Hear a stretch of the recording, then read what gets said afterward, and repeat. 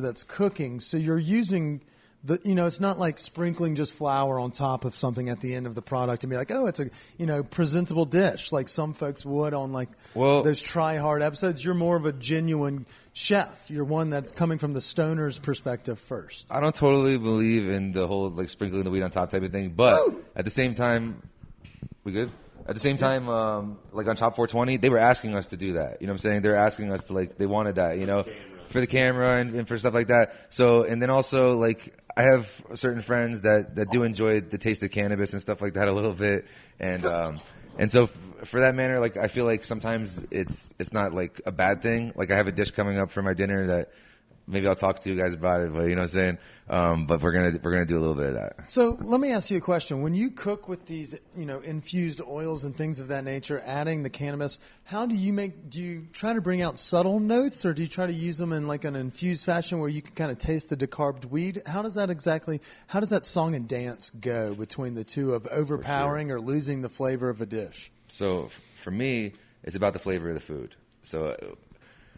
So for us, I want the food to stand out. Like, yeah, you're gonna get the effects you want. You know what I mean? That's not an issue. So we don't really need to have the flavor there if we don't have to. So for me, it's about the taste of the dish.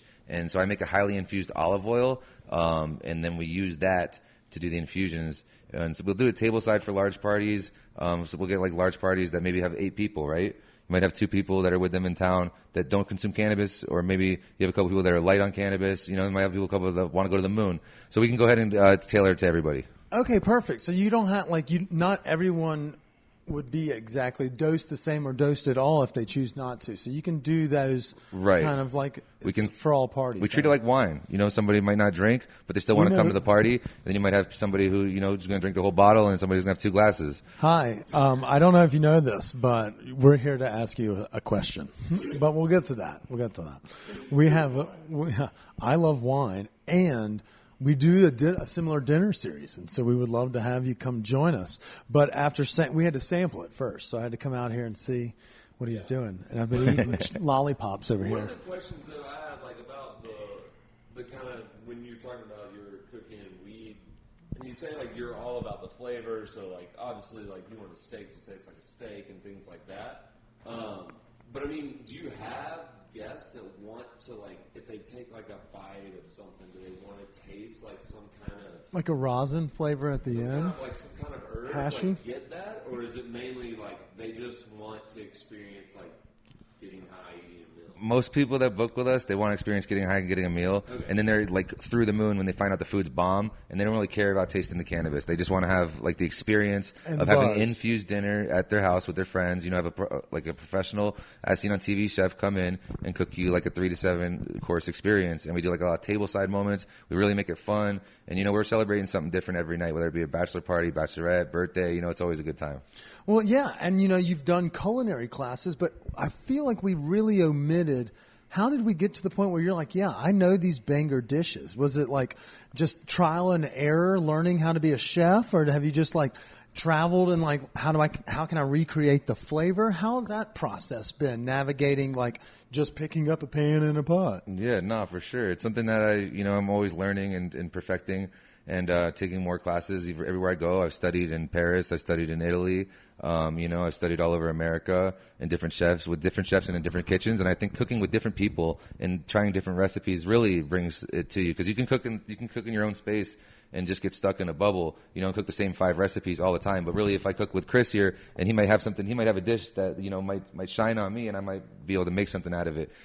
So for me, cooking is like an art form, actually. So I really like to put stuff on the plate that looks beautiful, and you eat with your eyes first. So it's just something that I can share with people that I get a really good experience back from. I mean, I think you would, yeah. I think the more you learn and the more things that you try, you're obviously going to get different perspective, and then you're going to get more kind of a range and palette, Right. Yeah, it's just going to generate ideas. But I mean, that's what I wonder. I wonder if what's the main pull for weed dinners in general? Whether it's just having fun consuming allegedly consuming marijuana products and stuff with friends while having dinner, or is it I want to taste some of the herb? you know?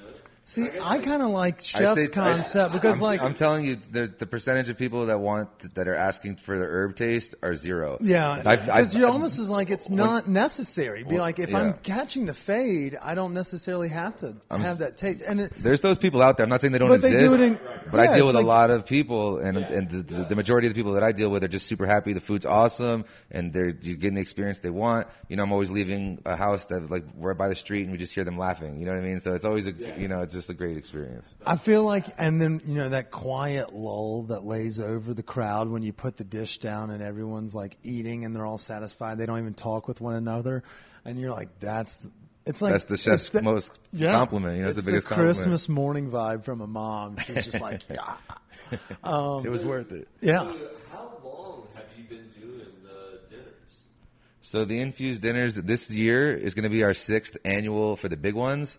And I've been doing, I think that was probably the start of it. Like the first annual dinner was the beginning of when it began. So yeah, I'd say about the beginning of when it began. The beginning of when it began. Splitting atoms over here. It was April 6 years ago. So, 2013 or 14. 6-year Annie's a pretty big number. No, after that, I'm high. Okay, so here's a question. You've been around the world traveling, tasting food, going and doing these studies under, badass chefs. We've seen it on your social pages. How do they feel about the cannabis movement? When you may not have to say that directly, but it's coming into Italy live, you're starting to see it in Malta and random ass countries, but it's coming everywhere. And so you've worked with these folks. Is it the plan to add cannabis similar to wine in those countries and in these other cities like Chicago and the new ones in Philly and things My plan or their plan? Theirs. Yeah, I don't know I don't know what their plan is, you know what I mean, as far as that goes, but I know that wherever I go and we give our card out and we talk to chefs and people that are working in restaurants. So there's a market for y'all to go to Paris. There's a lot of intrigued people. Like all the chefs are very interested in what we're doing, No, not allegedly. They're interested. Oh, those are chefs. I thought you were saying people were wanting to do those the chefs are interested in what we're doing. I'm sure if we advertised out there, we could get out there. Imagine you could move them quick. Yeah. But it's not an issue. But as far as people's reaction to it, it's a lot of everywhere I go, New York, Chicago, Tennessee. It's just a lot of positive feedback. People with a lot of interest, and even here at Sushi Den, I went there and we did a chef's tasting with the chef. And he showed a lot of interest in what we were doing. At first, he's a little standoffish, and then we told him about what we were doing. He's wants all the questions, Yeah, he's very curious about it.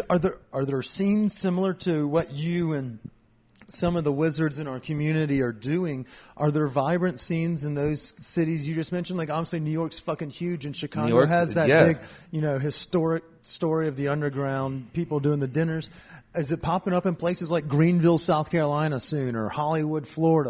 Are we going to start seeing this as a norm, seeing these private cannabis events? I'm trying to expand into recreational markets all over. I'm looking for chefs, that are in different recreational states so we can, kind of build out our business model in other places. I already have chefs here that run events for me when I can't run an event, So y'all do a fuck ton of these things, is what you're saying.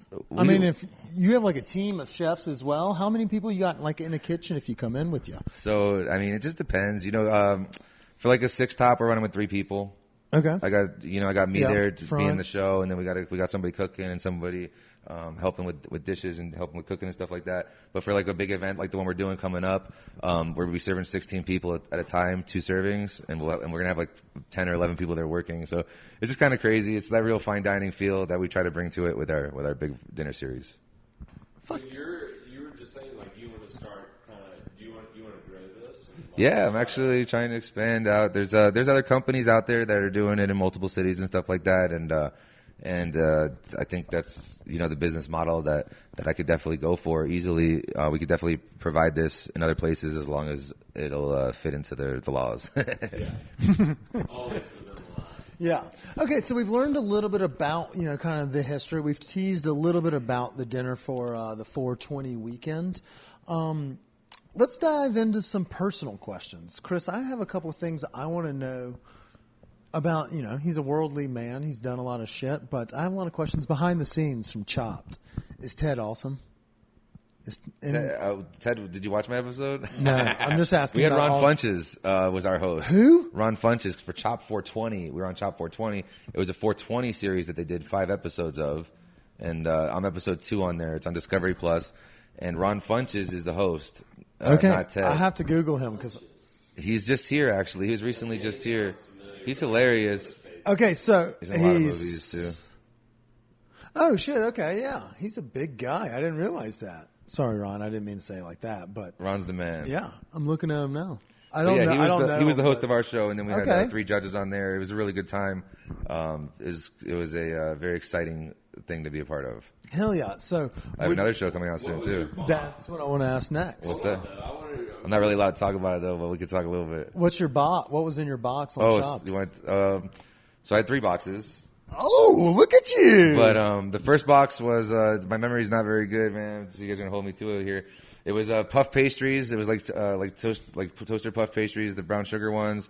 It was a sour meat stew they gave me, and then they gave me like a cheese, a squirt cheese. You know what I'm saying? Like a cheese like a spray. cheese whiz. And then dandelion greens, I think it was on that one. Jeez. And so I made some dumplings. I did some dumplings. Got them out in the last second. It's pretty exciting. Is the it episode. intense? Yeah, it's very intense. I had a lot of good back and forth with the people on the show too. It's a fun episode. I had a And really you didn't fun have to doing like load it down with Doja. Like No, they you actually just- didn't allow it. You know, it was, You didn't actually put weed in it. No, we put weed in it, but it wasn't allowed to put more than like a Like certain 4 or amount. 5, Yeah, 3 like, or 4. Like for the whole 3 courses, I think they wanted it at like 15 milligrams or something like that. And you To could be use fair, that's a fair amount. Like could use the 100 average consumer, if they ate 15 milligrams over the course of 2 hours with food, they would probably be kind of the loppy. average consumer that I deal with. They Yeah, usually but want you're a more little. than that. You may be a little bit more like targeted to a cannabis and foodie demo, Yeah, and it's I not know that the feeling. The average person who doesn't smoke though, yeah, 15 milligrams. Yeah. By all means. But these people, the judges, I mean, they're smokers. They even said that they Were didn't they? really get that high. But you know what I mean? It is what it is. Come to one of my dinners. These mashed potatoes are. Yeah, do a little tease. You don't, just a little like OTP. Yeah, no, a little over the top. HJ. Nothing. Yeah, just not to you're gonna see finish. me on Food Network soon. Oh, get the fuck out! It's coming out. There you go, chef. It's gonna be in July, they're saying. So I'm waiting on the episode release date. But as soon as I get it, I'll let you guys know. Fuck yeah, we'll promote the But shit it's something out of that. that's That's awesome. it's one of their longest running series. Has nothing to do with cannabis. So for me to be It's on just there, you being a it's chef. huge. Yeah, it's huge for me to be on there, and hopefully they represent. Like I talked a lot about my business. So hopefully that's all on there. Prime time. So you guys look forward to that. Fuck yeah, that's awesome.